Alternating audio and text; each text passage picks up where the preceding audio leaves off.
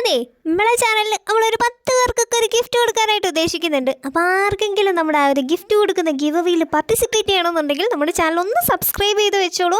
അതേപോലെ തന്നെ നിങ്ങൾ കമൻറ്റും കൂടി ഇട്ടോളൂ കേട്ടോ. കാരണം ഈ ഒരു 10 പേരെ നമ്മൾ കണ്ടുപിടിക്കാനായിട്ട് പോകുന്നത് ഏറ്റവും കൂടുതൽ കമൻറ്റ് ഇട്ടിട്ടുള്ള ആൾക്കാരെയാണ്. അതായത് ഏറ്റവും കൂടുതൽ കമൻറ്റ് ഇട്ടിട്ടുള്ള 10 പേരെയാണ് സെലക്ട് ചെയ്യുന്നത്. അപ്പോൾ നിങ്ങൾ കമൻറ്റ് ഇടുന്ന സമയത്ത് ലോങ് വീഡിയോയ്ക്ക് നോക്കിയിട്ട് കമൻറ്റ് ഇടണം. പിന്നെ നമ്മുടെ ഗിഫ്റ്റും കാര്യങ്ങൾ എന്തൊക്കെയാണെന്നുള്ളത് ഞാൻ പറയാം. നമ്മുടെ ചാനലിൽ ക്രാഫ്റ്റ് റിലേറ്റഡ് ആയിട്ടുള്ള വീഡിയോസ് ഒക്കെയാണല്ലോ അപ്ലോഡ് ചെയ്യാറ് കൂടുതലായിട്ടും. അപ്പം ക്രാഫ്റ്റിൻ്റെ ഐറ്റംസ് തന്നെയാണ് കൂടുതലും ഞാൻ ഗിഫ്റ്റായിട്ട് തരാനായിട്ട് ഉദ്ദേശിക്കുന്നത്.